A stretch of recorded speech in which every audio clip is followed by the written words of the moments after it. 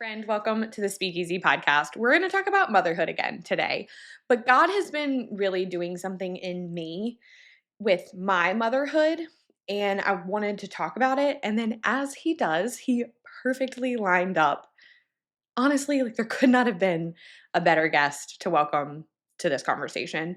Mandy Arioto is the current CEO of MomCo, which is formerly MOPS. And so she is the one of the women behind this incredible grassroots movement and organization that has made an impact on most moms, I feel like, have in some way had their lives touched by MOPS. And one of the things that she really is passionate about and drives the conversation towards is the meaningfulness and the mission of motherhood. And I don't know about you, but I've heard that so much my entire 11 years as a mother, that motherhood is a mission field, that it is the most important work. And I've always, like, I believe that. It's not that I don't believe it, but I've struggled to feel it or to live it, if I'm honest. Sometimes, that C.S. Lewis quote, children are not a distraction from more important work, they are the most important work. There have been times where that didn't feel true. And that's humbling and like a little embarrassing to say. But in the last year, God has been really shifting my heart, my priorities, the way that I work, the way that I show up for my children. And through my surrender and through His goodness and faithfulness to meet us where we are, I've started to actually see that, to see how motherhood is the most fertile ground and the holiest ground that we stand on. And that through all of the difficulty and all of the standards that we set for ourselves and all of the world's expectations and the enemy's lies, that at the end of the day, raising the next generation to love Jesus and getting to do that alongside with Him really is the most important work that I'll ever do. And I would venture to say any woman is going to do. And so Mandy and I got to have, we could have probably talked for another hour after we had already talked for an hour about just the ins and outs of that. And like I said earlier, what lies does the enemy tell to try to convince us that that's not true? And how does the world distract us? But then more importantly, how can we fight all of that back and really walk in this? And so whether you're a mom of littles and you're kind of in the trenches, this is going to be a really, really great episode for you. If you are kind of in the motherhood era that I'm in, kind of the like older kid, but like still like tween young kids, I think this is when that starts to become really implementable. And then Mandy has older kids, and so she was able to speak to it from that perspective as well. And if you don't have kids yet, why not get ahead of the curve?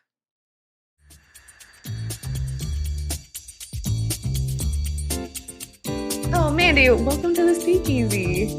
Oh my gosh, so excited to be here. Thanks for having me.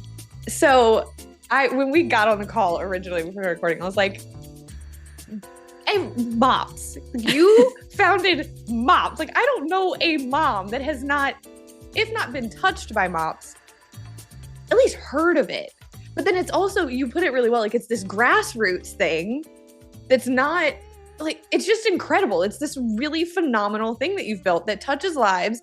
But I think what it is, it's like, it hasn't had like a corporate capture happen. So it still feels like grassroots and like real and women connecting with women.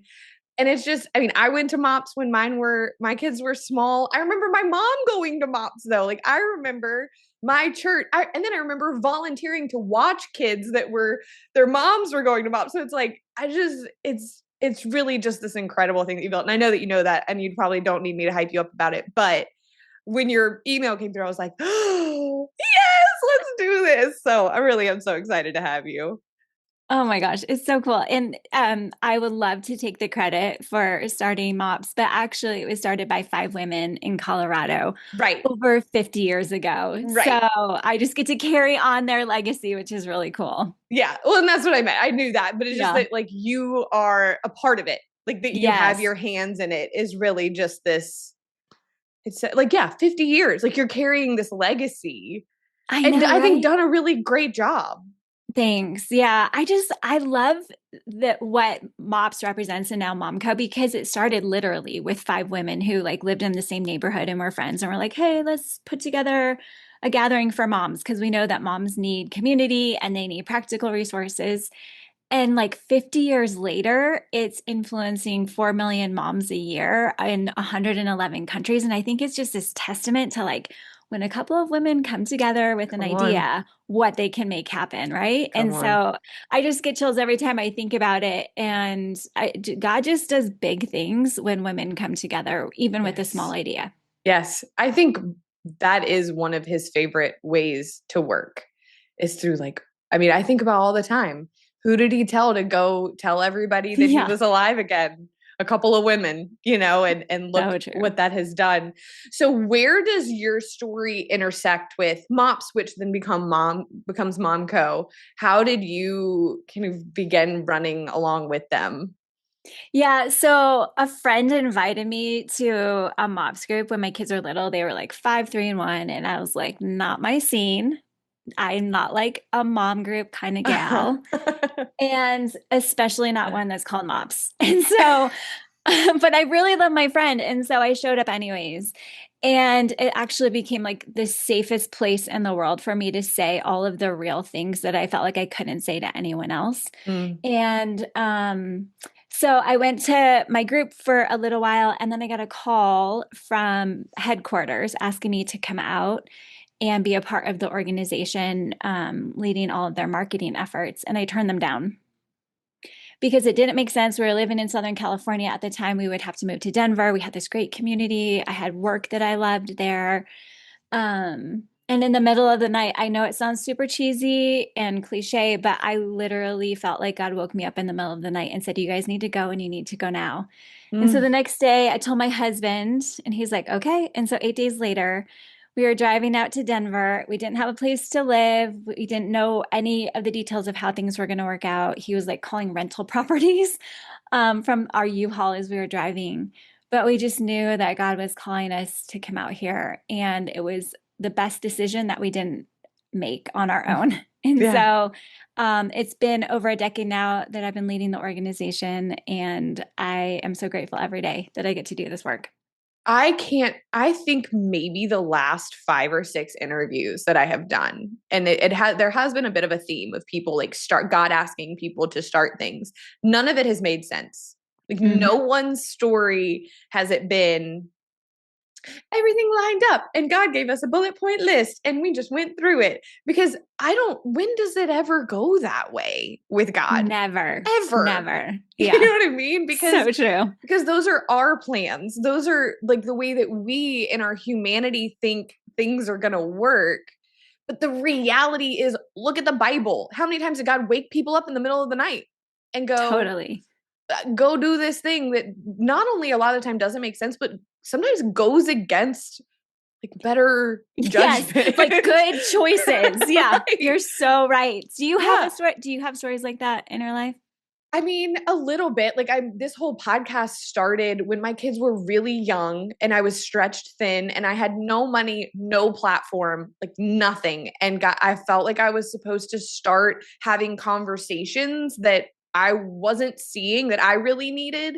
And so I started so the podcast will be 7 in December. So this time of year I start getting a little bit more reflective. My husband were just talking, started on a TV tray with a laptop and a $20 mic in our guest room closet. Like that is how this podcast started. And it didn't. I didn't have a platform. I had no connections. I got turned down more than I got told yes for early guests because I wanted it to be conversational. I didn't want it to just be me. And I had no after no after no after no. And I just kind of kept plugging through. And now it's my whole job and God's used it, so impactfully. And I also was thinking about y'all's move, how for us it was the opposite. We really wanted to move. We really wanted to go find new opportunity. And I have never lived anywhere but Louisiana. And we were like chomping at the bit. And my husband and I've never had this experience before. We were sitting in this room and we both at the same time heard God told us we had to stay. Wow. Like we were sitting across a desk from each other and it like full body chills. We looked up at each other. We weren't even talking to each other. We looked up at each other and he went, "We have to stay, don't we?" And I just started crying. I was like, yeah. And now it's like Wow. so thankful. I can't imagine if we had uprooted and like what God's done here. But yeah, like it doesn't, the plan rarely makes sense. And how God communicates with you rarely is like cognitively, you're like, oh yeah, that was the voice of God. You're going, I just need you to believe me. But I think every single story, everybody's spouse has been like, okay, let's do it. Wow. Yeah. Yeah. Every single one. Like, so I had the people that started Good Ranchers. I don't know if you're familiar with them. They're like Hmm. the Yeah, totally. God told Ben to start a meat like trucking company. And Corley was like, okay, that makes no Amazing. sense. That Yeah, makes no but sense. we're You know going what for I mean? Right. So it. I am so excited to talk about just motherhood in general because hello, talk about transfer. Like there's so much that God asks us to do in our motherhood that doesn't make sense to culture. It doesn't make sense to ourselves. It may not make sense to our kids.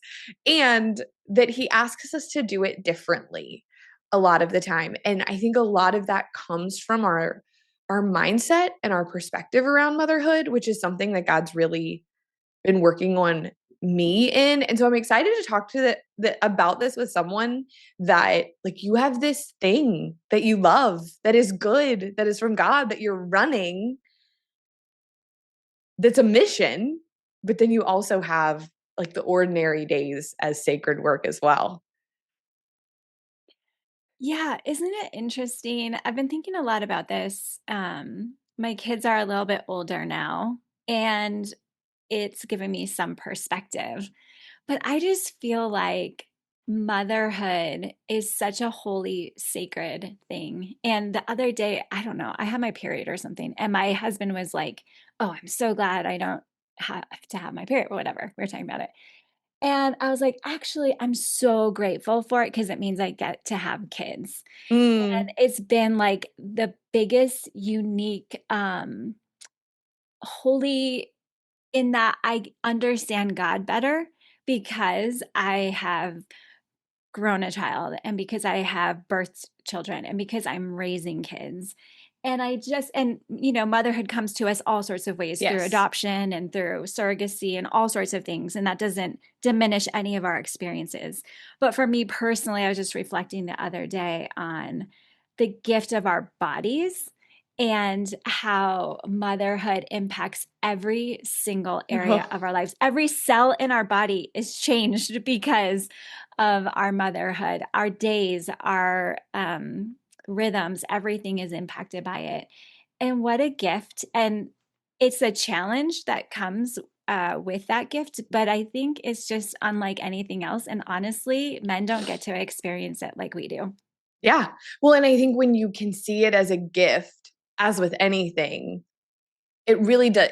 That changes everything, right? That I was telling you before we started recording, I posted a story the other day about the extent of quote unquote like me time in this season is like closing the door and folding laundry with nobody asking me any questions or touching me.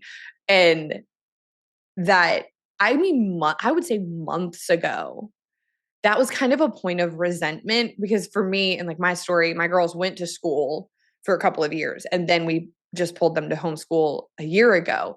And that's a massive change in alone time and time to yourself to get things done.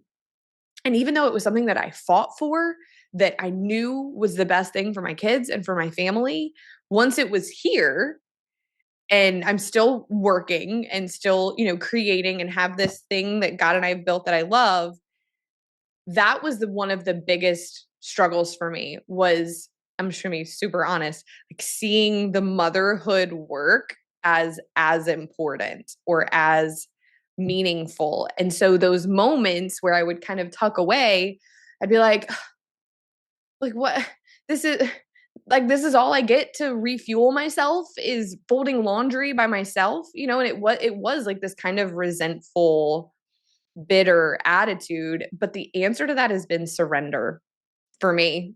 It has been open handed. What do you want to do? What do you want to show me? What do you want to teach me? How do you want to change me? And I know that you probably know this, like he's going to do it. Like he's going to do it regardless of if you Yeah. surrender. But when you do, I feel like it almost puts you in like a hyper chamber. And God's like, all right, bet. Like you're gonna surrender to this. You're down for the transformation and the sanctification. Let's go. And the last 6 months have been so hard, but not in a way that anything's ever been hard for me before, because I can see all the ways that he has grown me and sanctified me and shown me that this work matters. I would venture to say more than any of the other work that I do. You're so right. You're so right. I think sometimes the work of motherhood is so unseen and Yes. our other work is so visible. Yep. And it feels so mundane and repetitive. And we're packing lunches every single day. We're doing the same thing over and over again with our motherhood. I was in a season where my kids were little, and man, work just has a way of sneaking in and consuming everything, Yep. and feeling like I have to work at night and feeling like I have to work on the sidelines of the soccer game. And I was reading a book, and there was this one passage. It was a quote by Rabbi Steve Leader. You may have heard it before, but he talks about how if you walk through a cemetery, every single headstone, there's a few outliers that are like funny or quirky, but almost every single headstone in the cemetery says the same thing: loving wife, Mm-hmm. grandmother, mother, friend. Mm-hmm. Loving husband, grandfather, friend. Um, and he said, at the end of our life, what matters most isn't the size of our jeans or our bank account or how many followers we had or how many books we've written or what degrees we have next to our name or how much money is in our bank account. What matters is the quality of the relationships that we have with just a few people: our spouse, our kids, our grandkids, and our friends. And it really helped me reframe like what is actually most important in the long run. And it helped me recalibrate like what do I actually care about is that my kids want to hang out with me when they're adults, Yes. and that they want me in their lives to hang out with my grandkids, and that at my funeral they tell funny, awesome stories about the ways that I showed up when they had made big mistakes. And so it just helped me reframe that it's actually those relationships and those small mundane details that are building on the things that I actually care about in the long Yeah. run. I say all the time that like my goals in motherhood are that my kids love Jesus and still want to hang out with me when they don't need me. That is Totally. that Yes. is the goal, because I am really blessed to have that in my parents. Like my parents pointed us to Jesus and we're going to hang out tonight. And so like that, no, seeing the joy that that brings my parents, that they see their grandkids multiple times a week, and that I can see the work that they did to make that possible. And my parents are really great about like their ceiling is my floor. Like Mm, I want to like stand on their shoulders and be even better and more present and more cool and like hang out with the totally. whole, you know what I mean? It's just, but that is so true that it's a really interesting balance, I think, especially when you feel called to things like you and I do that make an impact, right? Like I look at friends that I have that have incredible writing voices, or they create things that draw people to the creator, or they are just incredible at communicating the gospel and its tenets. It's this tension that go and make disciples, and that work matters, and the disciples are in the room, right? The disciples are under your feet and hanging on your waist and asking you to make peanut butter and jelly sandwiches, and trying to not trying to. I think when you surrender, which has been a theme for me for the last year or so, it stops becoming a balance and starts becoming a harmony, is what I've found. And when you can when your priorities are straight, then it's like, no, I can't do that because this is more important. But also, I have invested enough in these people that are in my home that I can like sneak away and do this. And so it becomes, always saw it as like, what is that called? Like a scale. Oh, Sorry, my yeah, yeah, brain. yeah. Yeah. I always saw it as a scale, and it felt like one thing was weighing and then the other thing was weighing. And God kind of like just swiped the scale off the table and was like, no, this is all part of you and the really beautiful life that I've given you. And that, people listening, that doesn't just mean online work. Like, you could feel really called to serve or volunteer or, teach other kids, whatever it is. If there is, like, I have friends that raising their children is their whole thing. And I think that's the coolest. Like, I'm so here for that. I think that's awesome. And I also have friends that have like simultaneous missions that they're running on that I watch them do it. And it's like, yeah, like God really created all of this to work in symphony with each other. Did you find that as you stepped into like taking over with MomCo? Oh, absolutely. And I think it's a constant evaluating at every season. And I think Yeah. you're so right. Like God calls each of us uniquely and individually to do the things that are best for our family in that season. And for Yeah. us, like same with you guys, there were points where we pulled our kids out and we're homeschooling. Sometimes they went to public school. It was like every year we reevaluated what was best for our family in that Yeah. season. And so, yeah, I just think it's unique and every season calls for planting different crops, Come on. right? It's like That's in the good. summer you're planting lettuce, in the fall you're planting snap peas. We're a garden, we're not a machine. And so that means at different points in different seasons we need more water, we need a little less sunlight, we need, whatever. It's never the same every day of what we need or what our work looks like or what the balance looks like in our families. And something that I have found looking back now that my kids are a little bit older is that my kids were integrated into the work that our family felt called to. So leading the MomCo means I travel. I would bring my kids along on trips. One of my kids worked with us here at the MomCo for a year, and all of it, if you ask them, shaped them in really significant ways. They were as much a part of the mission as I was. It Mm, wasn't separate. It wasn't like, oh, mom's going to work. It was like, we're all a part of this together. And that helped tremendously. And so, like, when they go to Greece, they have friends there because they've been and they know women who live there and they know their kids. And so, yeah. um, I think when we can integrate our kids into the work, not only do they learn how to run businesses and all of the details that have to go along with that, but they get to make friends wherever they go. They get to know that God is moving in parts of the world that's not just their city. And they just get a bigger perspective on the world and work and all of that. I think what you just said, that we're a garden, not a machine, I felt like my heart go, yeah, I know that, but I need the reminder regularly, that the same thing, I cannot expect the same thing from myself every single day and every single season, just because that's the way the world works, right? Mm-hmm. The world is built for constant output at the same level.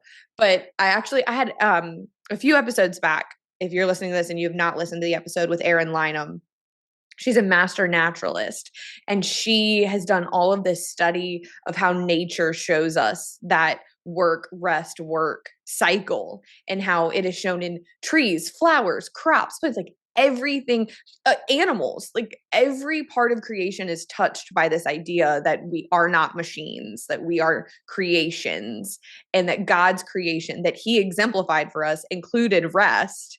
And when we deny that, is when I think when we get out of sync with what he's made us for. Because when you're running towards whatever the thing is, that's great. God's called us to run our races. But when you're running at a sprint, and this season, God's like, no, no, no. Like, we got to pace ourselves. Like, this is a time to slow down and to rest and to catch your breath. But if you sprint through that, well, then another sprint might be behind it, and now you got to sprint through that too. And I've people that are that consistently listen to the show or have heard me talk a lot in this season about resting and putting things down. And one of the most like incremental impacts has been my ability to be present with my girls Hmm. and slowing down and understanding that like my productivity is not what makes me worthy and blah, blah, blah, and all these kinds of things that we absorb and believe. And I think there's a lot that women, present company very much included, misunderstand about God's view of not just like that, work rest cycle, but of motherhood as a whole, right? Because there's a lot of really beautiful examples in scripture, but there's not like a motherhood book, right? There's not like how to be a mom, first mother five that you can reference. There's a lot. There's so much wisdom in it, but in thinking about that, what do you think some of the ways we view motherhood impact like our engagement with it, and how can we like realign that with what God has shown us? Yeah, so I think just in general, and this will relate to motherhood in a second, but I think we have some skewed metrics for what success looks like. So, have you ever posted something online? Maybe it's like the outfit you're wearing that day, and you get like 20 likes and you're like humiliated. It's like Right. this bombed. This was so embarrassing. I should probably take this down. I'm terrible at what I do. Like, Yep. it's a total shame storm. But if you went through your day and 20 individual people came up to you and were like, that is the cutest outfit ever, like, and complimented you, it would be like a home run. You're Yeah. like, I'm brilliant. I'm wearing this outfit every day. I'm really good at this. I'm amazing.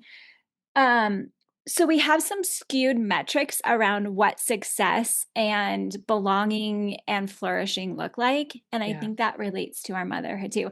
I don't know about you, but I feel like I grew up and I got married, and I had this expectation that I had to be the perfect wife. So, like, I had to do everything. I had to like do laundry, cook every meal, be an amazing mom, be really good at sex right from the bat, like do everything amazing right from the start. Yeah. And I think I set some really unhealthy expectations for myself and also for my husband, quite Oh honestly. yeah. Yeah, those Like, I always would bleed over. yeah, I would like readjust some things from the start if I had to do it over again. And I think as moms, it's like, yeah, have never been called to have to be perfect at every single thing we do. There was this fascinating study that was done 2 years ago. And it found that 93% of moms said that they felt like it was important to be the perfect mom, which is crazy because I don't know about you, but how many of us like hanging out with perfect people? Like, I have no interest. It's No. like I'm Because repelled nobody by them. actually is perfect. And if you're giving the illusion of perfection, something like authenticity is likely being lost. You're so right. You're so right. And so we're striving to be something we don't actually even like in other people, which is crazy. God, that's so true. Yeah. So I just think resetting our expectations of what a good mom is really important. And with a little bit of perspective, the ways that I messed up, the times where I'm like, oh, I really screwed this up today, my kids think is hilarious now. Yeah. Like those are the stories they tell, like when mom flipped out because they lost my wedding ring, or like Yeah. those funny stories of the times where I was far from perfect are the things that they actually really enjoy about their childhood. And so I think we just need to let ourselves off the hook a little bit. I completely agree because, and like to tie that back to God's expectation, perfection is not the goal. If perfection was what we were capable of, the cross wouldn't have been necessary. Right. And so I think when we function in that, when we act like if I don't do this perfectly, my mindset is it's going to jack my kids up. Right. Right. Right. Which there's a balance here, right? And I think that most of the people that are listening, and you and I, like nobody's out here shirking their motherly duties, right? Like most moms that I know don't need to be prompted in the right direction to like love their kids and show up for them. I think I say all the time, like I think I'm a millennial, and like millennials and like the generations right around us are pretty great moms. Like Yes. I Yeah. and I know I'm not acting like there aren't bad moms, but Generally Anyway, speaking, yeah. generally speaking, what we all need is like a giant chill pill. What we all Yeah. need is to stop moving the goalposts. I'm so bad about that. And I wrote something online a while back where it was like, maybe you always feel like a failure because when you get close to success, you bump things up. You change, like, okay, I'm working on being present with my kids, and you start really actually like doing that, doing the thing, and you're like, okay, so now being present with my kids also includes all of these activities and crafts and baking, which is great, but like let's take the win when we've got it, you know? And so I think I totally agree that perfection cannot be the goal, because if you think that everything about how your kids turn out is on you, where is God in that? Where is his sovereignty to fill in the gaps? Where is his ability to be made most powerful in your weakness, right? We have all of these examples in scripture of how he uses wildly imperfect individuals to bring his plan to fruition, but we think we're the outlier. No, no, no, I've got to do it perfectly. Like, not Moses, not Abraham, not Paul, but like Blake has to do it perfectly or everything's going to go wrong. That's no wonder we feel so psycho. Gosh, that is so so brilliant to acknowledge that. And the same thing's true for work. I don't know if you've experienced this, but it's like Yes. you have a goal, you reach the goal, and you're like, oh, that didn't satisfy anything. That Like did it not didn't hit like I thought hit. it would. And then it's Yeah. just the next goal. And Yeah. you're so right. In every area of our life, I feel like, oh, I'm just like, okay, that we got there, check it. Okay, now the next. What's the next? There's no Yeah. finish line ever. No. No. And I think I can attest to that hugely. I would have never, I mean, talking earlier, starting a podcast out of a closet on a TV tray, that I would have thought that God would have done what has done with it. But I still regularly am like, I'm not doing enough. You know what I mean? Which I think that's kind of the other side of this coin, right? Is we're convincing ourselves that we have to be perfect. And then we have an enemy telling us that nothing we do actually matters, that Mm. nothing that we're doing is actually making any kind of eternal impact, and undercutting everything that we do. And I think that that's another part of it. We forget that we have a very real enemy that is out to steal, kill, and destroy. Hmm. And if you don't think motherhood is the most meaningful mission, I'm saying this to myself. I'm not trying to, like, I'm gonna step on toes. I'm not trying to. Like, he's got you right where he wants you. Yeah. Hmm. If you don't think 100%. this work matters, the enemy loves that, because that's great, because then you're going to second guess every single thing that you do. You're going to second guess if this if this is this the right way to go. Does it matter? Is all of this time and energy, because motherhood is so sacrificial, but you've got to walk a fine line to not becoming a motherhood martyr, right? And so we forget that we have an enemy like actively working against us, and also a God that empowers every effort that we make. So true. I think too, like we weren't created to second guess every moment of our mothering, right? Yeah. I think there are so many opportunities, so many voices trying to convince us that we're doing it wrong. I just read this fascinating thing where it was talking about in 1915, up until that point in the US, women didn't shave their armpits. And it like wasn't even a thought. Like no one Yeah. woke up in the morning and thought, "Oh, I hope nobody sees my armpit hair today because I didn't It was shave." just the norm. Just the norm. So in 1915, a guy named King Gillette, who had built an empire selling razors to men, recognized, okay, well, men only make up half the population. Half the population means half the profits. And so he saw an opportunity. And so he started running ads in Harper's Bazaar, which was the most popular women's magazine of the day. And the ads basically were convincing women that armpit hair was unsightly, smelly, and embarrassing.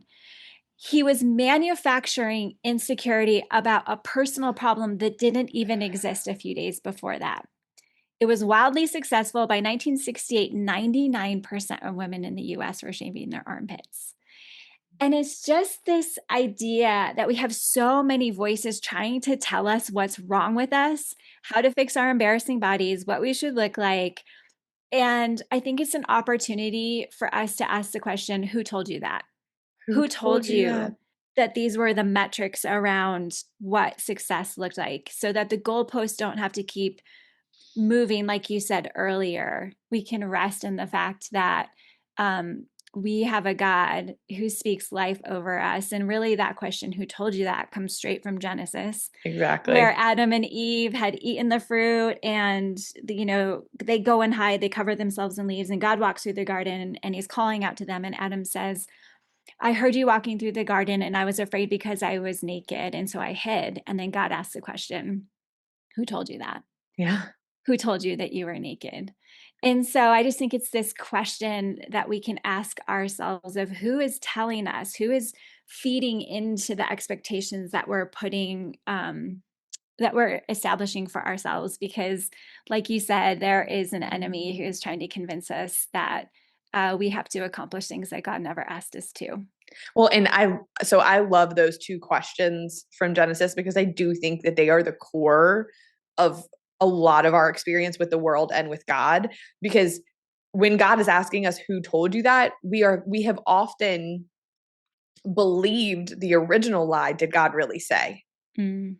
Did God in that situation did God really say that you would die? But did God really say that he would protect you? Did God really say that he would sustain your motherhood? Did God really ask you to do this thing that you're walking in? And it's just doubt, doubt, doubt just being sown in, like, they can be little mustard seeds or they can be walls of water sometimes, that it really does come down to doubt. And then when you turn to God with like these fears, and I constantly am going to God with like, like, oh, this stuff is all freaking me out, Totally. and God goes, who told you that? I Mm-hmm. wasn't me. It did, So because true. the sheep know the shepherd. I know that you know that I did not tell you that what you're doing isn't enough. I know that you know that it wasn't me that spun you into a tizzy about this thing that you can't control or whatever it is. And it feels like that, like getting to a place of like rootedness and really being able to function in your life is getting out of that cycle. And getting out of that cycle is being able to spot the lies when they come. And you do that by being in the word. Am I talking to God?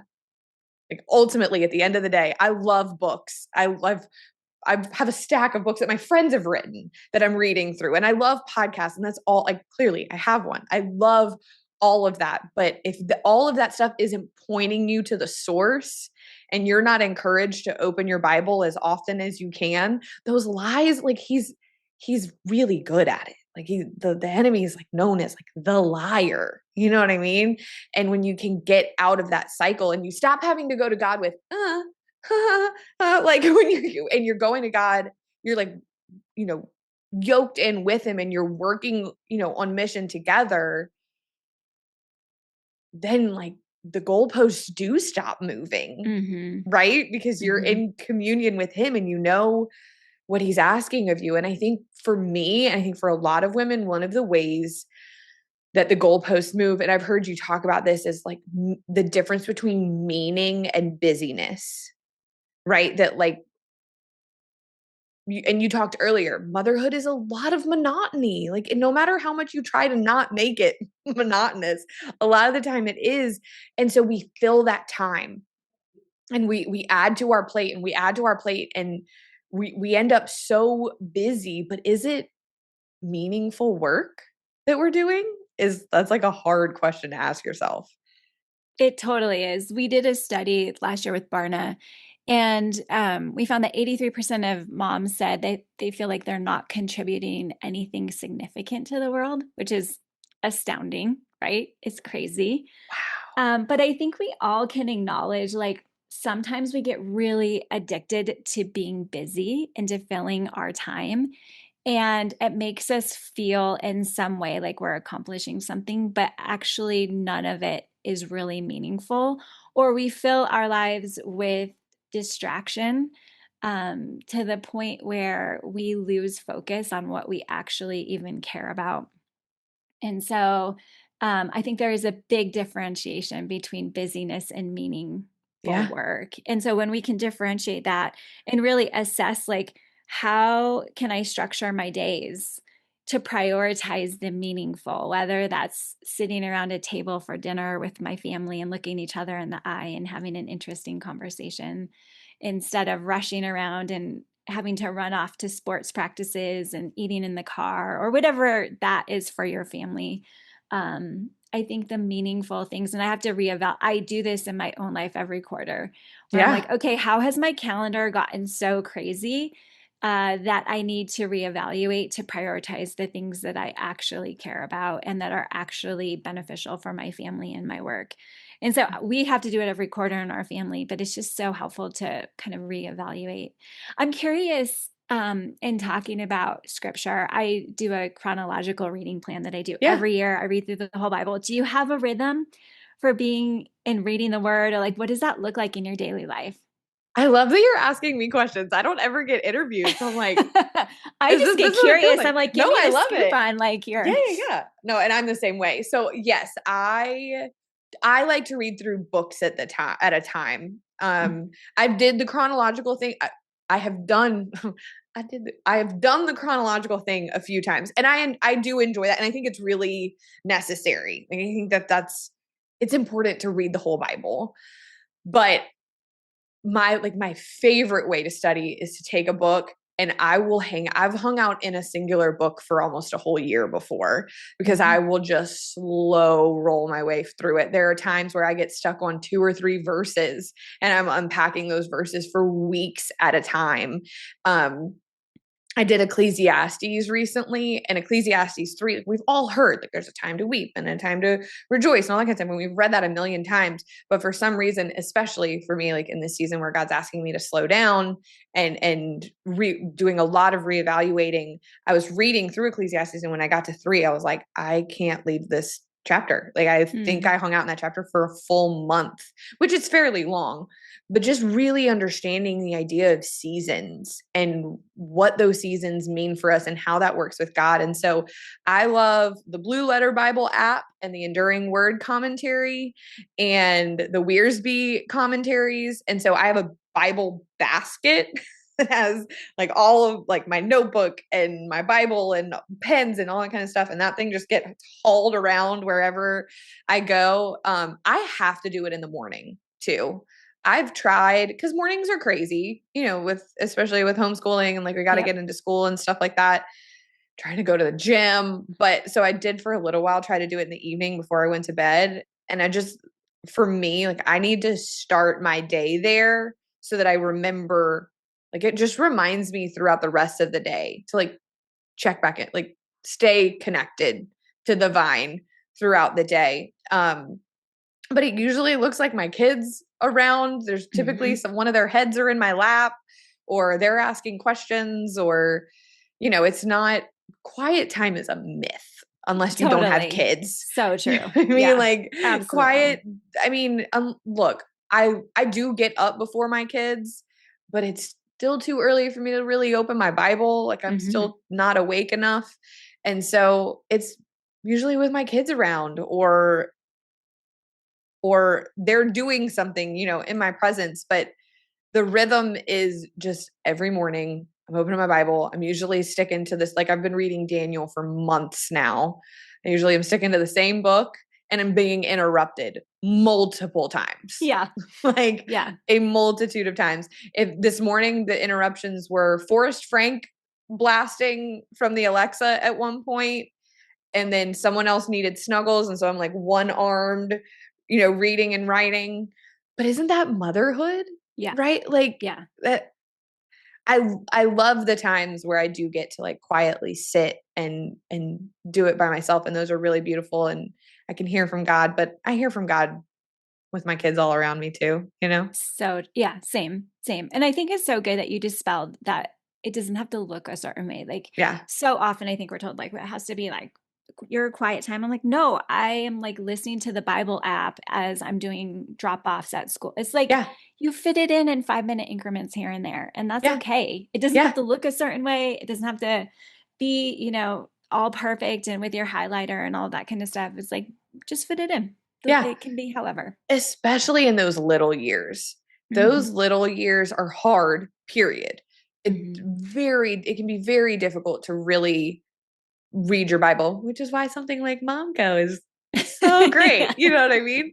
But I tell people all the time the Bible, the YouVersion Bible app will read the Bible to you. And I can't tell you how often I laid in bed with a baby on my chest and fell asleep Yeah. listening to Psalms or Proverbs or, Matthew or whatever, something kind of like an easy listen, but that was still feeding me. And that across this entire conversation, what has the theme been? That God will fill in the gaps, that God will provide, that He will do with little a lot. And that the same goes for your faithfulness in meeting with Him, right? Like, yeah, I'm in a season now with an 8 and 11-year-old where I can spend 30 consecutive, not uninterrupted, but consecutive minutes reading my Bible and journaling and researching and stuff like that. That is new. I say Mhm. new development. I try to kind of give hope to the like little trenches that like your time it'll change. Like your time will come, but staying faithful with it now in whatever way you can will make it easy. Like it is hard to like pick up a new habit, but if you've stayed with God, you've stayed in His Word, even if, like you were saying, it's in those little 5 minute stolen moments. Then, when the time comes, when things change, I think it feels a little bit more like of a seamless getting back into it. Yes, But it's absolutely. hard. Those little It years is. are It's so hard. hard. It's so So hard. hard. I post all the time now having older, and I have girls, but having older kids, I'm always like, hey, like going shopping isn't always going to be miserable. You know what I mean? Like Yeah. getting in the car to go somewhere isn't always going to make you want to tear your hair out. Like they're literally, and they're still my kids, and I still have to parent them, and there are still a lot of hard moments, but they're also kind of like my little built-in ride or dies, and be like, Totally.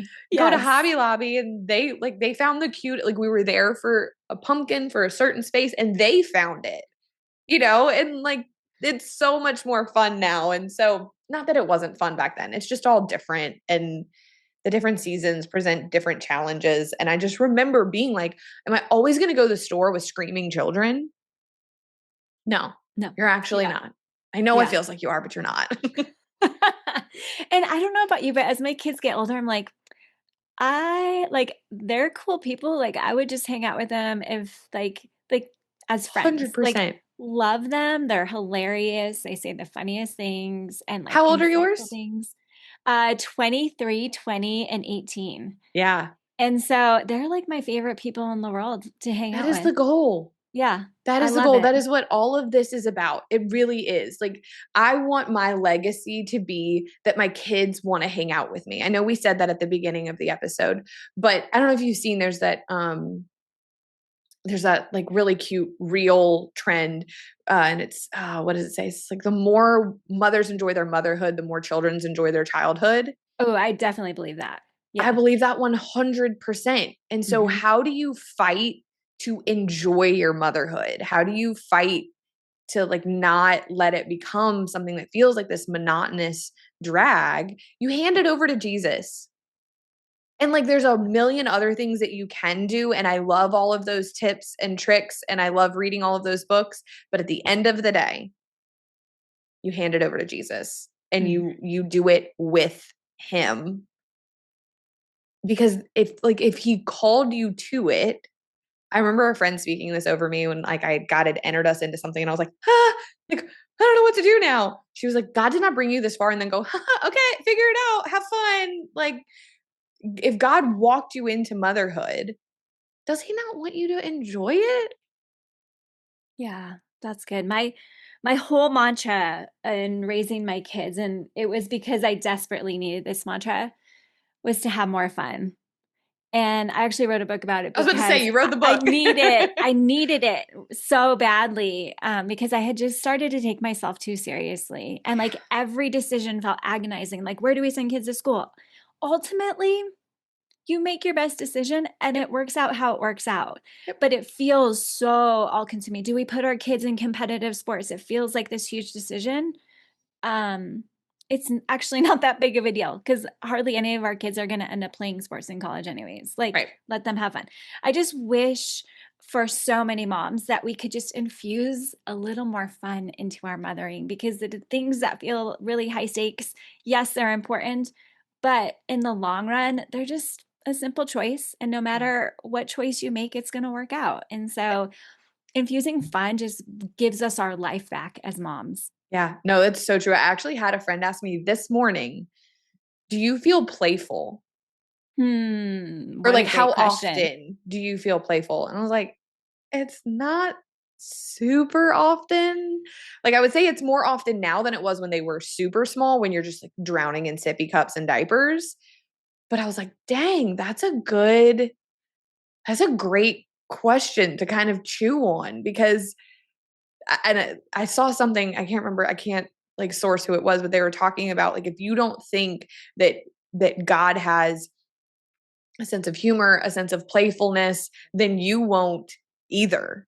Hmm. Because we kind of have these, Hmm. you know, immutable qualities. And but then if that shows up in humankind and we're made in his image, then he did create us for fun and enjoyment. It goes back to that chapter that I studied in Ecclesiastes. There's a one of the verses is like, I have seen that there is nothing better for them than to eat and drink and enjoy the fruits of their labor. And that is an invitation into fun and enjoyment and playfulness, you know. And I think you kind of hit the nail on the head. Like, we have a tendency, especially in today's world, to really take ourselves very seriously and take every decision that we make very seriously.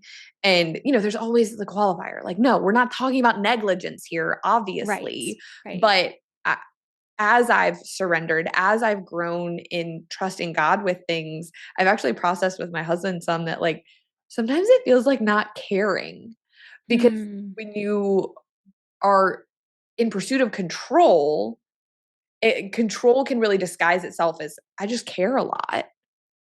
No, you're trying to control the outcome that only God can control. And so when you start to like unclench your fists and your jaw, I have a lot of moments now where I'm like, I should care infinitely more about this. I should be at a 10 about this. And I keep hearing God like really gently deal with me and like, no, this is what trust feels like. This is what faith feels like, is not white knuckling it and thinking everything depends on your specific decision. That's hard. That's so hard. And it just comes back to your idea of surrender. I mean, and recognizing like we can't white knuckle every single thing in our lives. And so we I get mean, to I can pick like a couple. try. Yeah. I'm really good at trying to. I can give it a valiant Yeah. effort. I have But this practice that I've been doing recently. When I start to feel stressed about whatever it is in my life. So this one example is, I think there's always moments where we're like stressed about finances for whatever reason it is, right? And so I was reading in scripture about how God knows the cattle on a thousand hills. And I was like, in actuality, nothing that I have or like think I have control over is mine. So, like, God owns the toothpaste in my house. come on, The pillow and my pillow is God's pillow. God owns our house. He owns our cars. my He children. owns our children. The coffee maker, Yeah, the washing machine, e- everything that I think I own, God, it's actually God's. He's given it to us to steward, but it's God's. And it's freed me. Like when I start to feel anxiety or like, oh, we need this or this is not going right at our house. I'm like, oh, that's God's to take care of. exactly. So yeah, it's that I love that. surrendering. That's a good practice because then when God takes things, it's not, oh, Fine. that was Totally fine. mine. Mm-hmm. It's, well, it was his anyway. And a Mm-hmm. lot of the time, what I have found as someone that like I feel like God teaches me a lot by taking things, which is Mm-hmm. pruning, right? Mm-hmm. Like he's Yes. pruning. And it may be relationships, it may be opportunities, it may be like actual physical things. But what I've come to find is he's either going to replace it with something better, or that thing had turned toxic, like it had Mm-hmm. rotted in your life. God does not take things just be like, hey, you like, and I don't even really think that he like punishes us by taking things. Just like I, you know, I limit my children's screen time when their attitude sucks because the screen time is contributing to the sucky attitude. Yeah. God works with us the same exact way. That thing that you didn't know you were idolizing, but you totally were. And so God took it so that you could see this gaping hole that it left and that he is supposed to fill it. That's a good father. Like being a good father that disciplines his kids and cares about them. And so that is a really good practice to kind of get into I like the like, no, my phone is God's. Yep. Well, Yeah. how do I use my Yeah. phone if it's Yeah, God's? totally. Ugh, you know what I mean? Like Totally. everything really is his. And when you can have that open-handed mindset, I think it all bleeds into each other too. Like when you can have that open-handed mindset about your children, it bleeds into your work, it bleeds into your home. And then you really are just living this surrendered life on your face in front of a father that cares about you and gives you good gifts. Ideal setup. Yeah, totally. When you have, as you've been processing surrender, what's the hardest thing that you've had to surrender? Ooh.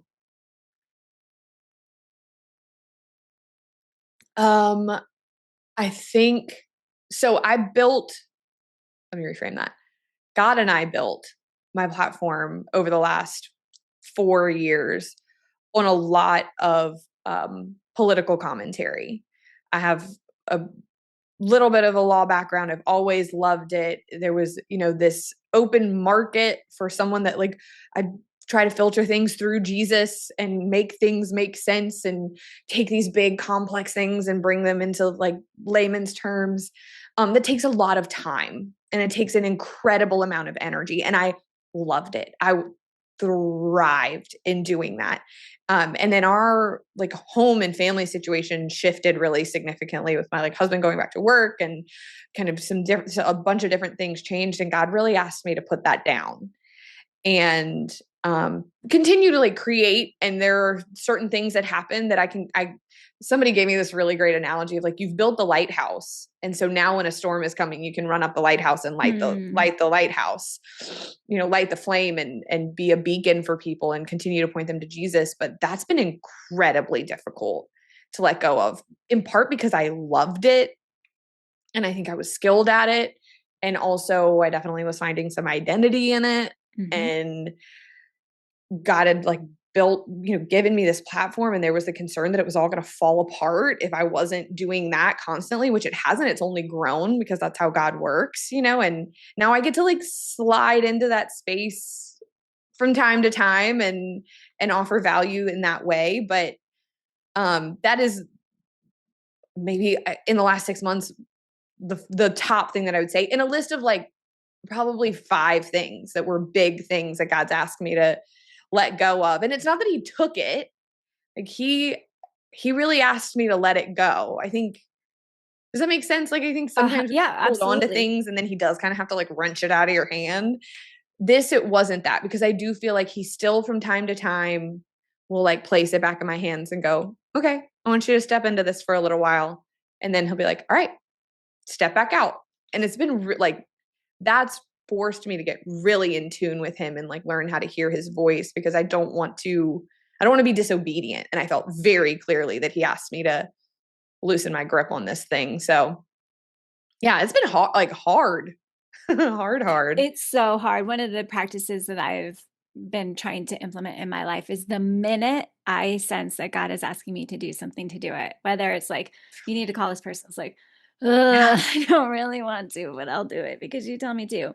But the quicker we act, I feel like God honors that, and it just builds our confidence to know that when 100%. God asks us to do something, there's something better likely Yeah. on the other side. Yeah. And I think when you're obedient immediately, it gives the enemy less time to get in and muddy the Hmm. water and confuse you and do the whole did God really say thing, Yes. that Yeah. it's been, like I have had a lot of moments lately where God is like, get on your knees and talk to me. Hmm. And like, sorry, I don't know why that made me, I'm about to start my period. That's why it's so much. But like, and I didn't listen for a long time because I was like, I mean, from it's inconvenient to like my knees hurt after a couple minutes to like, I don't have the time. And so I've recently tried to like, when I feel that like Holy Spirit, get on your knee, like leave your phone in another room, get on your knees. Yeah. Dude, I'm hearing from God so clearly. And that's so exemplified in scripture. Like God puts people on their knees, on their faces, and speaks to them in that way. Like I'm not excused from that because I'm in 2025, and even in worship, there have been some moments where he's like, get on your knees. And I'm like, everybody's going to look at me Yeah. weird. You know what I mean? But then like I hear from him and I feel him. And so I totally agree. Or like with texting somebody or look, I'll tell you this story. Last week, I very clearly heard God ask me to do something and I didn't do it. I did it for a minute. He asked me to like let go of something. I really clearly heard God ask me, I'm just gonna be honest, to stop checking my DMs for the week. He's Yep. like, you need a break. You need a breather from the constant input. I feel a lot of pressure because I enjoy connecting with people. So I Mhm. overdo it there a little bit. And he was like, you need to take a break. And so I took a break like Monday morning. I heard from him Sunday evening and I took like Monday morning off. And by like Monday at 1, I was already up in my DMs because it's just autopilot and Yeah, it's it's so habit. Yeah. reflexive. Yeah. But then it was one of those things where I like realized because then I felt ugh, like, of course, like Wow. half the DMs that I checked were not fun Not good. Yeah. DMs, and Mhm. it totally like redirected my spirit and my attitude. So then now we're compounding that with shame. God asked me to do something and I didn't listen. I think I don't know if I told this story last week. That was last week. I went outside to touch grass to try to recenter and I stepped in a freaking pile of ants and my feet are still like scabbed Oh, up from how many ants bit me. And so it was just dysfunction junction no. because I was disobedient because God asked me Yeah. to do something and I didn't listen. And I did better the rest of the week. Not perfectly, admittedly, but I did better the rest of the week. And God showed me a ton of like how much margin that creates and how like that nobody was built to have that many people speaking into their day every day.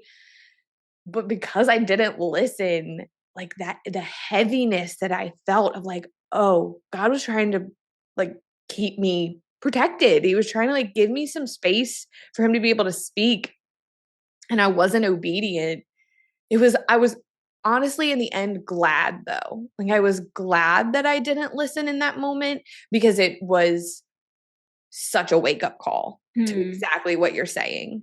That the like obedience, even when it doesn't make sense, even when we can't like list out all of the reasons that it makes sense to do what God's asking us, the fruit of it is always there. And then it's a really sucky feeling when you don't do it. It's